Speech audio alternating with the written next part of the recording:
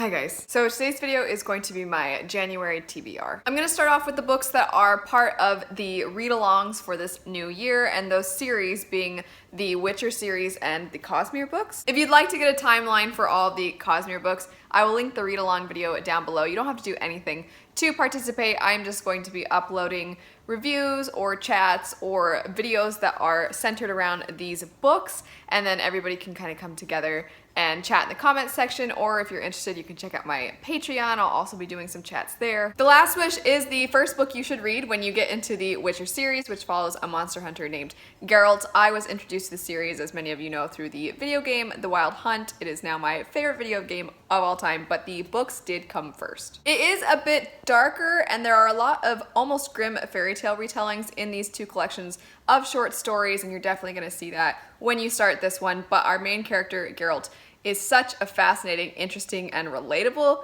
main character. He definitely struggles with a lot of the prejudice that people have toward witchers, which, like I said before, are monster hunters, but often they are viewed as being essentially monsters themselves. This is going to be a reread for me, but I absolutely love these books, and I am not the kind of person that normally enjoys collections of short stories, but these are definitely exceptions. I think they're absolutely wonderful, and if you don't mind your fantasy being a teensy bit dark, I highly recommend you read this. Elantris is Sanderson's first book. It is currently a standalone, and I've read this before as well, but when I read this, I was going back and forth between reading it and listening to the audiobook, and I was not a fan of the audiobook for this one, and I think that that kind of hindered my enjoyment of it. It is a fascinating story. It takes place in this kingdom that used to have Elantris at the center, and the people who would go to Elantris would almost become like deities. They were very godlike, but then one day the thing that normally would transform them into these godlike beings started making them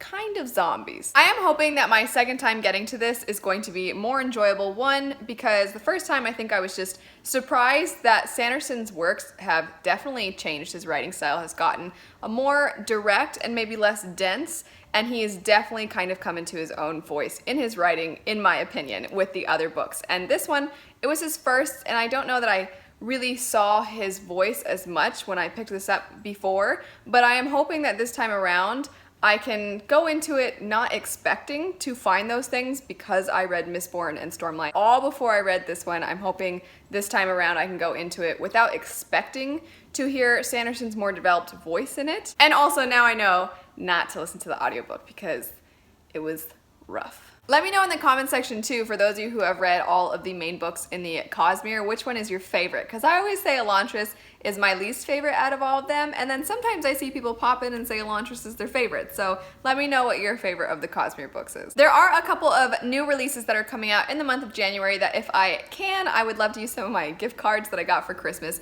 to get around to these books. The first one would be The Wicked King, which is the sequel to Cruel Prince, and this is a young adult book that follows our main character named Jude, who was taken when she was very young into the Fae land, and then now as she has grown up in the Fae land, she has not only had to deal with the fact that everybody looks down at her for being a human, but she's also kind of having to navigate the political sphere of this world. It definitely took me a little bit to get invested in this story. The first half, I actually considered DNFing this book because while it wasn't bad, I just wasn't really connecting with the main character, and the plot to me wasn't that intriguing. But the second half of the book I thought really picked up. There was much more political intrigue, and our main character Jude, because she is a human, she has the ability to lie, whereas the Fae do not. And so seeing how that played into the second half of the book, I really enjoyed, and I'm definitely curious to see what happens in the next one. Before it's released though, if I can, I would really like to pick up The Darkest Part of the Forest, because this book apparently contains a lot of the same characters from The Cruel Prince, and so I'd like to see how those characters are in this world and see if they kind of tie into the sequel as well. Another sequel that is supposed to be coming out very soon would be the sequel to City of Brass, or as my husband calls it, City of Bras.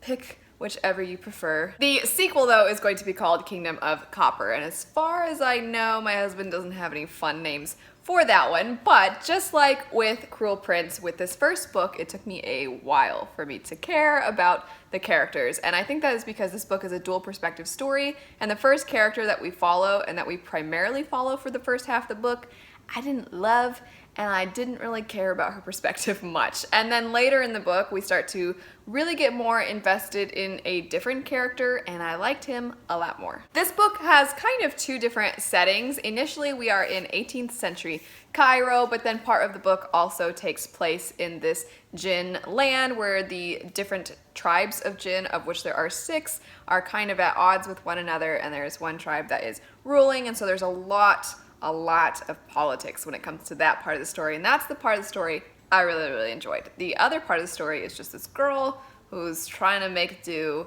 and she's got some powers, but she's not really sure if they're powers, and then she accidentally summons something, and then turns out, I guess they are powers. The last few books I'm going to mention are kind of if I have time books. Those are going to be the books that are my main focus, and then if I need a break, or I just need to pick up something fun, and something I know that I'm going to love, but is a part of a long series, I would like to either pick up some more of the Dresden Files series by Jim Butcher or pick up some more Full Metal Alchemist. It is a goal of mine to read way more manga this year. I would like to finish Full Metal Alchemist, but there are a few other manga series I'd really like to start. I think the next one I'm going to pick up is Claymore. I don't know that I necessarily am going to have to finish one before starting another, but I would like to pick up Claymore. It's about these female monster hunters, and it sounds awesome, and I've watched some of the anime that came out and unfortunately only lasted for 1 season or something, but it's pretty awesome, and it's the closest thing to Witcher I have ever found, and I'm really enjoying it. Also, my friend Murphy from Murphy Napier, whose channel you probably are already aware of, but if you're not, you should check her out.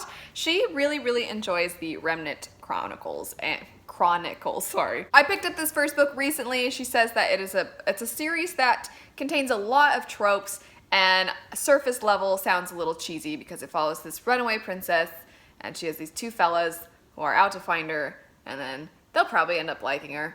You know, that's how it goes. But she really enjoys the series, and she says the character growth throughout the series is really fantastic, and I like Murphy, and I often like her taste in books.